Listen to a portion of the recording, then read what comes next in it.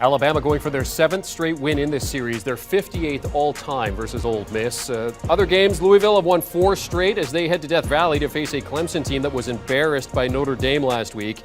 Wolverines coming off a big win over Rutgers that saw them score 38 points in the second half. And Tulane can pretty much lock up their spot in the title game with a win versus UCF. The Knights are going for the upset as slight road dogs there. All right, time now for Winning Ingredients delivered by Papa John's. Jeremy St. Louis alongside Chip Patterson and Tom Fornelli. They write, they podcast, and they make picks, and that's what they are here to do in this block of the program. We start with Alabama at Ole Miss. Another chance for Lane to best his former boss, but Vegas doesn't think so. What say you, Chip?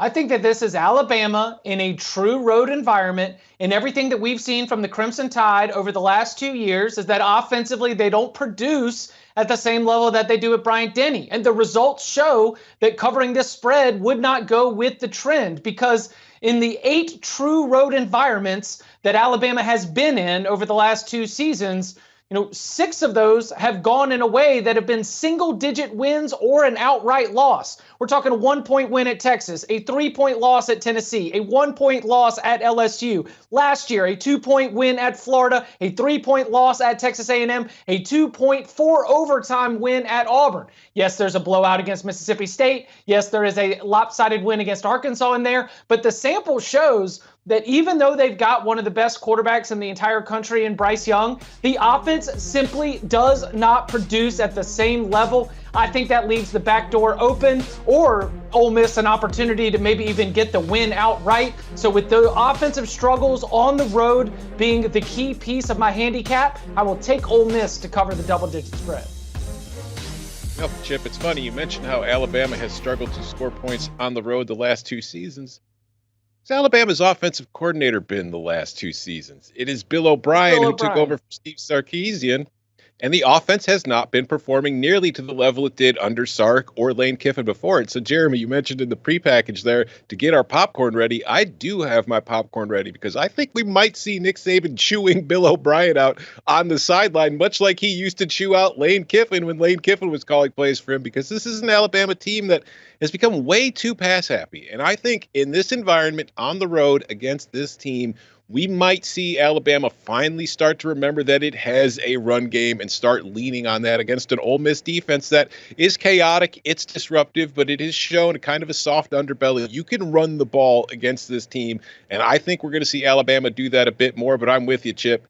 They're not very explosive offensively, not as explosive as they used to be. So when I look at this game, I'm not going to bet the spread. I'm going to bet the under, just because I don't think this is going to be a very high-scoring, exciting game. I think Ole Miss is probably going to struggle to move the ball on the ground against the Tide. Maybe it'll find some deep shots in the passing game to get some explosive plays, but that's not going to be able to do so consistently. So I think Alabama's going to try to muddy this one up a bit, kind of like it's been forced to do on the road for the last 2 seasons under Bill O'Brien. I think the under is the best play available. Tom's getting his popcorn ready for the infighting, not necessarily what's going on on the field. Alabama has scored at least 42 points in each of their last 6 wins in this series, but Tom going with the under there. All right, Clemson coming off that 35-14 loss to Notre Dame, their largest loss since 2014 when they were beaten by Georgia Tech. They're 7-point favorites here, so who do you like in this one, Tom? I can't trust Clemson right now. There's bad vibes coming from the Tigers. The quarterback situation, they're talking about DJU is still the starter. He's still the starter. But then why do you keep going to Cade Klubnik at times when things aren't going well if you are so confident in DJU? And why are you so confident in DJU? Because I know he got off to a great start this season, but in the last few weeks, he's been pretty shaky. And this is a Louisville team that I thought got off to a very slow, inconsistent start to the season. But in the last few weeks, they're kind of figuring things out. Malik Cunningham is getting healthier. I think he's finally getting close to 100%. Defensively, this is a team that still has a lot of flaws, but has been improving as the year goes on. And I think against this Clemson offense, which was really kind of lost and doesn't know what it's doing, the Cardinals defense could have a solid performance today. So I think a touchdown is a bit too generous here. Give me the Cardinals in the points in a game that I think is going to be a little too close for comfort for the Tigers.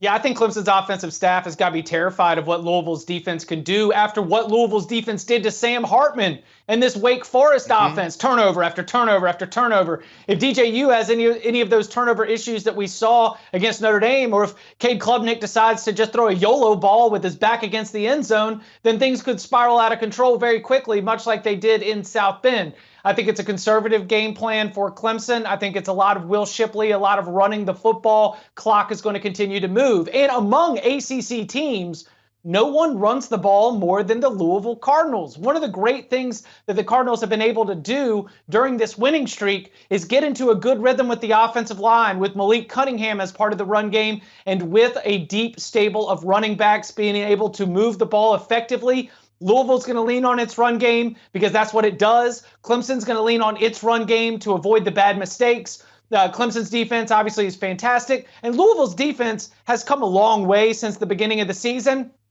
All that points to me going with a big game under as Clemson tries to pick itself up off the mat. I see the Tigers probably winning, but not confidently enough to take them on the spread, so we'll go under 52. Yeah, hopefully they can tap in psychologically to the fact that they're virtually unbeatable at home. Clemson wins in 35 of their last 36 conference home games. Need a win today. Lastly, gentlemen, Michigan can go 10-0 with a win over Nebraska at home. Wolverines only won this game by 3 points last year, but they are big-time favorites at the Big House, where they have won 13 straight home games.